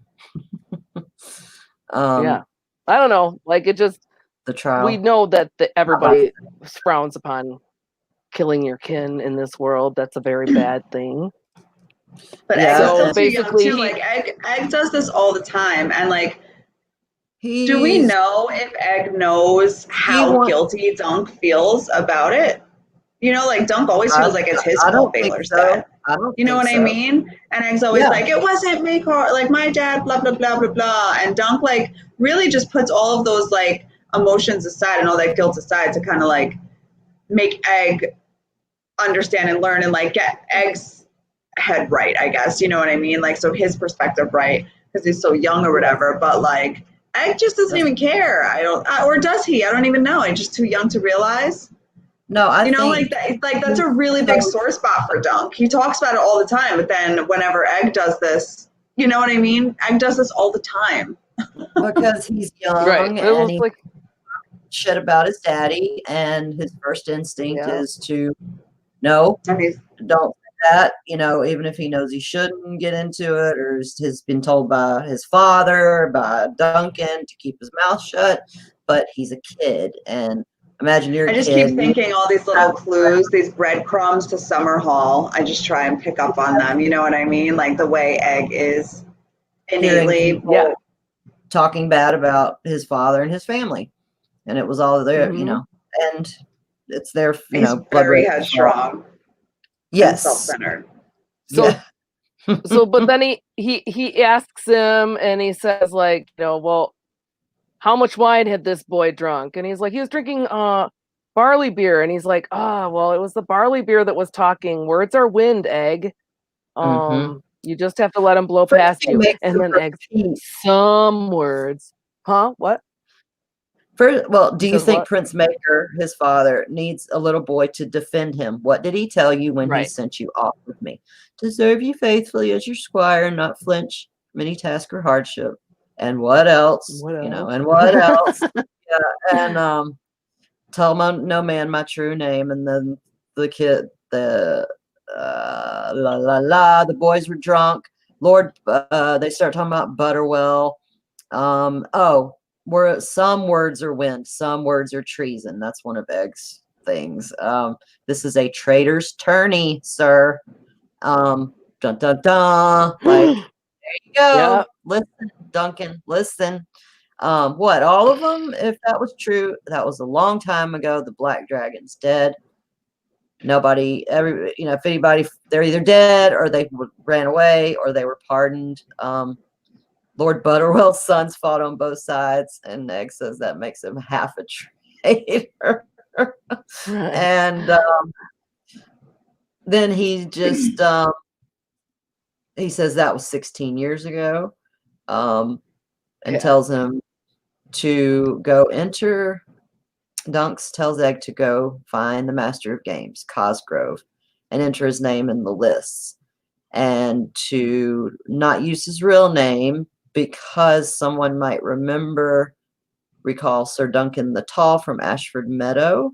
Because if people recognize, Duncan, especially Duncan would be the first one they recognize. And if everybody's mad like Sir Duncan the Tall, like, he doesn't think, like, he thinks just his name is what people go on. Like, okay, you're a giant, dude. Like just by not entering your name, I mean, people already noticed you at dinner, but I mean, it's cute. I like how he doesn't like get that big picture thing. So he's like, no, just say I'll be another mystery knight, because he kind of steals that from our fiddler. Like, everybody loves a mystery knight, so he's gonna be the gallows knight, because that's what's painted on his little kite pine shield. Still like he's fingering his fat lip. The gallows knight, sir. For the shield. But go and do as I said. You have read enough for one night. And Dunk pinches out the candle between his thumb and forefinger. So that was the end of our pages. Yes. Oh my gosh. Out goes the light. Out goes the lights. Game up. Well, actually, he doesn't even tell him go to bed. He says, go do something else, but you just can't read anymore. Imagine your parents telling you that. No more reading. Well, I wasn't a reader, so I'm sure all you guys heard your parents say that to you. Turn off the lights. No more reading. No? Not even if you were staying up all night reading? Sure. I didn't really. I had a 9 o'clock curfew, and I was a Catholic schoolgirl, and I minded my dad, and I had to be in the bed, teeth brushed, everything done, lights off at 9 o'clock, or I'd be grounded. So I don't remember ever sneaking to read. I know, isn't that awful, John? Are you saying that because your parents are listening? I know. That's right. I don't know if they're listening. I'm like, I think there's Probably more to not. this story than just 9 o'clock curfew. But like a okay, story. Care. No, I don't that's awesome, remember seriously. sneaking. No, I don't remember sneaking to read. I snuck to listen to music, but yeah. No, That's my funny. dad, child abuse. Tell me about it, Peter. Tell me about it. So yeah, thanks you Lori, guys. did you get in trouble for reading in bed? Too late at night? Lori? No, I didn't get in trouble. Yeah, they didn't care. No? No. Oh, I would man. read, but I wouldn't guess- get in trouble. I guess the privileges of being studious. I don't know. Like, one, that wasn't something I did, but like two, yeah. I read a I could lot see getting- anyway. Maybe see it doing it at night just wasn't like a big. I don't know. It's not something I remember doing. But I've always been a big reader. Amazing. Carry books with me, and that kind of stuff. So Yeah, me too. Always I have definitely have the like under the covers with the. I still have like a book light. I love book lights. My husband steals them from me all the time to like do tasks like in the garage or under the car or whatever. He like always steals my book lights. Buy like 100 a year. In. Good crevices. Mine has a little thing where you can like spread it out to put it on thick, thicker like a clip. pages. Yeah, and it's one side is broken, and Naomi's like, I didn't do it, but she was looking through my book lights like, I need one for college, and then all of a sudden it's broken, and she said, and I don't know how yours got broke. Like, well, it wasn't so Charlie, my beagle, that eats everything because there's no teeth marks on it. So yeah, we're renaming her dog Charles Dance. By the way. He's a beautiful dog, my beagle Charlie, but he is just, oh wow, he's a handful. He's a stinker. He's a beagle. So what did you think of this section, John? What was your takeaway on all this? Dun-dun-dun. I just got lost in the event itself. As far as what it's supposed to be is a big, huge festival, where everybody eats. I mean, just very typical. What you see on TV in almost every medieval event. The one thing that's different is the egg, and I always wondered if it's real. And what I mean real is like, because he's such an heir, he's like puts things on for show. Is this really an egg, or is this just something that he's brought in to trick everybody? Right. That's because egg, or Dunk does say when he picks it up. That was something I meant to mention too, really like because it's an odd thing. Yeah. It's an odd, and he would be able to crush somebody's head with it, and and it wouldn't break. Like it's like, well, that's an odd thing to picture, really. Like I guess. Like, what that is an odd you're thing saying to that's picture. Come to think of it. No, that is an odd thing to think. I don't know why I didn't think it was so odd. No, what I was going to say regarding the egg was in the World's Book, I was just reading it earlier today. How Butterwell got that egg. We had like a long conversation about this like a couple weeks ago, I feel like, but I forgot, of course, and so I had to revisit. So the way Butterwell got the egg was from Aegon IV, gave it to him to basically be able to sleep with all of his daughters. Yes. Yeah. But is he really the question would be, and it could be one of those eggs from, and then like another thought was like, it could be, so I think it's a real egg because I think Aegon was just very like, just gave shit away. But the size of it makes sense if it's from like the last dragon, because the last dragons were like small. Yeah, the female, they supposedly don't have a sex to them, but the last, or they have both sexes. Yeah, that was the green one, and she laid 5 eggs, and I think she was normal size. I don't think she was stunted or anything. Just the last dragon. Well, and there's a bunch of them up at the other castle. Like there's a ton of clutches like, that they can't. Yeah, thank you. Like, that other castle where they shaped the rock into dragons. Yeah, Dragonstone. So, like, if Aegon IV was gonna give an egg to somebody like Butterwell, it probably would have been one of the little ones, though. Yeah. It doesn't mean that it's the same. So even if that was a legit dragon egg, it doesn't mean that it is the same dragon egg that Butterwell is presenting at this. That's what I was about to say. Why would he's not going to just give it away to anybody? It's meant for John the Fiddler to have, for Daemon Blackfire. And so was it in the last story too that I think Eustace was saying, just like cavalierly mentions, if I forget the name, like if this person hadn't gotten caught stealing the dragon's egg, like this is a thing so far in the Dunk and Egg stories regarding the first Blackfire Rebellion and the second. I wouldn't be surprised if it has something to do with all 5. How many? 5? Yeah. Blackfire Rebellions? Yes. Well, see, 5 or 6? More than I realized. Yes. At least 5. I gotta get in. I gotta do Fire and Blood. Like really, really, really. I'm slowly but surely getting there. Just having Naomi moved in and all of that chaos and everything done. it's time to. Yes, time well, to dig. cheers, congratulations, Make some Mama Bear, videos. for empty Thank nesting. you. This is Carrie's official empty nest video. Woo! So, Yep. She'll be back next Oh week. well. Shut down for Oh COVID. well. No, just kidding. I'm just kidding. Sorry, I should have said No, that. But seriously, It's congratulations. okay. I went through that 10 years ago, and She's it was coming an home awesome Friday. event. So Yeah, she's coming home Friday for the football game at her old high school. So she's about 2.5 hours away.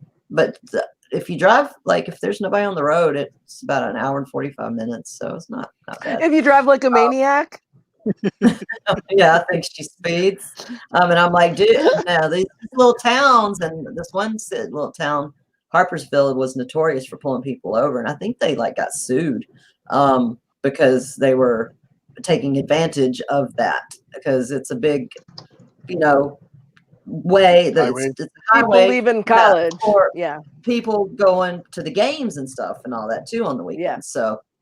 So, and she was like going through there. We're briefly chatting, and I'm like, you better slow down. Harpersville's bad. And she's like, what? Huh? Like, yeah, any little town that you come upon for safety and to not get pulled over, slow your butt down. Jeez. Yes. But yeah, it's nice. I'm proud of her. So Very much. Yes. Yay, I'm working Naomi. on some videos. I'm thinking about doing one on maybe the King's Moot, and working on something for Dark. I'm just having a hard time deciding on how I want to present Dark, because it's a lot. So Because it's an onion field. like that. And then So do you John, have you watched Dark? I mean, I've started to watch it, but it's not for me. It's like The Expanse. I've tried it 3 or 4 times, and I just couldn't get into Oh, it. see, I think it's so much better than The Expanse, but not that The Expanse is bad. But did the fact that it was German have anything to do with it? Because No, 'cause Moni I had like- issues with that, and she got through it. Pan's Labyrinth is one of my top 5 movies of all time, Mm. and that's in Yeah. Spanish. So Okay, so Yeah. it's Which not one? bad. Pan's which is your Labyrinth. favorite? Oh It's yeah, I in love my that top movie as 5. well. Spanish, yeah. But I didn't That movie ever. scared me. Well, yeah, When I first watched it was should've. kind of scary. Yeah, kind of scary. I bought the play. So yes, the next chunk is the tourney. Ariadne. Yeah, the tourney is coming up next week. Same time, same place. And we are Cool. going to, at the end of all of these, do a stream and just like make it a quiz stream and just pick out questions from the book. And whoever wants to come, I think I've got a prize or 2 laying around here I can send. If you want to play along. Yeah, but we'll let y'all know. I'm sure it won't be anything as cool as like your regular trivia games. Like seriously, I'm a pen and pencil kind of girl. So yeah, there's a I'm new Carrie. Mon Mary brought it up. That new show on HBO, Lovecraft Country. Yeah, It's a new show on HBO. A You lot gotta of catch people that have been too. talking about that. I have a little Lovecraft collection of stories that I need to read more of. Oh, really? That's Hal Sanchez. Thank you so much for coming. Yeah, you guys. Thanks. Thank you, Peter. as always. Peter Griffin Peter, and Maud Mary won. And wanted to do a Tommen. Just left the live Robbie, chat. thank you. Lovecraft. Oh, Peter, coming. who's doing the I don't know. live chats on that one? You know I love them. Tony, Just maybe. put it in the chat. I'm gonna guess. Which one? Peter said they're doing he just left a stream about Lovecraft. Yeah, it's Heidi from Costume Co. She Okay. has her Me too, and John me too. Salvanto and the other Did you want to pop costume in? designer. Did you want to wave? Oh, Aunt. Okay. Yeah, Oh, little no. guy. All right. Mwah. Thank you, Cool. John. Thank you, Oh, guys. he This ran was away. I was going to awesome. make him come and say Well, hi. He thank you, ran away. John. And yeah, I love the party. Thanks so much for having me. It was a pleasure. Yeah. Yes, Always. it's always a pleasure. Always. I'm gonna put Heidi's thing in here real quick. Channel. And Yeah, I'm going to be on her channel to talk about The Alienist, which is a show Yes, that I nobody got it. knows about No, I know. because it's the stupidest name. It's almost as stupid as A.U. Pac-Mule, but not quite. Oh wow. But you know what it means. though. Self-deprecation. I watched the first season of The Alienist. I haven't caught the second one yet. It's much better, I think. It's even though better, it's shorter. really. Yeah. Okay. I liked the first season. Well, for some reason I've heard, I think where is it? The show. A&E or TNT? or something like that. TNT. Yeah, because Yeah, I think well, I've seen advertisements for it, but I haven't caught it yet. So It is My- amazing. My And dad bought me Cool. the book, the first book years ago, just as a Christmas present. He picked it up off the shelf and gave it to me. And I did not know he had other books, so I thought they had maybe just gone ahead and made up something for a TV or whatever. But no, it is another book, Angel of Darkness. Okay, I'm sorry, I'm trying to talk and get the link. Okay, so here is. And my son's video bombing. I love it. it actually has the actor that played Bruce Bolton in it too. In the Really? second Oh, season or both? Second season. He Yeah, plays they thought. a Oh, counter so is he a bad guy? alienist to no, he's actually not a bad guy.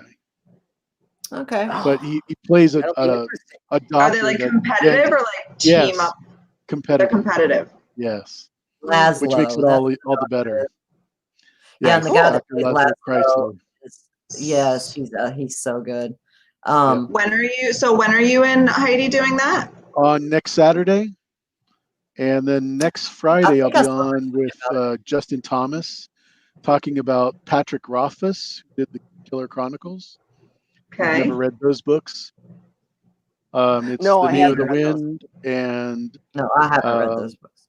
The Stone Door is the third book, but that has not come out yet. So it's kind of like a Game of Thrones kind of a thing.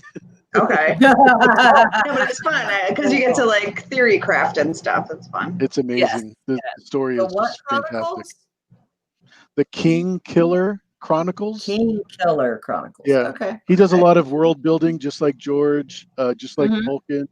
Tolkien. But the story is much better, just because the characters are much better. They're Okay.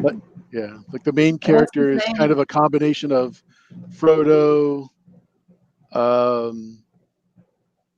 Harry Potter. Mm. If Harry Potter and Hermione were the same person, and Okay. and a rock star, whoever you want to pick as rock star, Nice. because he plays the lead, Nice. and he's just fantastic. Okay. Cool. Peter said he's a slower It's writer actually than free George on Orwell. For real, on YouTube Peter? for the narrator. So Oh, really? Cool. On Yeah. YouTube. yeah, you can Okay. find it On the YouTube. YouTubes, I like the YouTubes. Yeah. YouTubes. You sound like a boomer. Like Naomi calls me when you say the YouTubes. For The sure. YouTubes. I like the YouTubes and the interwebs. They're all super fun. All right. Super Well, I had a fun. wonderful time, and thank you, Yeah, everybody. thanks, guys.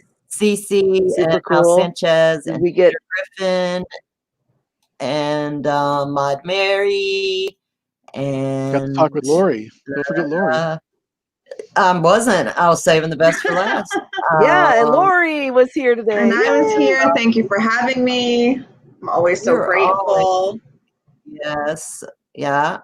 I found Laurie. I would see her in streams, and I'm like, I gotta get this girl. And it turned out to be I perfect. know. Awesome. Good So, choice. That's Carrie's our Yeah. seeker. Carrie's our seeker. And John, always great having you on. Yes, Always. thank Oh, you so much. That's So so happy fun. to be guy. here with you, John. Yeah, All glad right, to do thank it. you. Yeah, super cool. Thanks, Good night, guys. Come everyone. again. Stay Another safe. time. See See you you next next week. week. Next week, 8:30. Yes. Cool. All right. Yay. Bye-bye. Bye. Rock on, Shaka Khan. Oh yeah, I get my bell.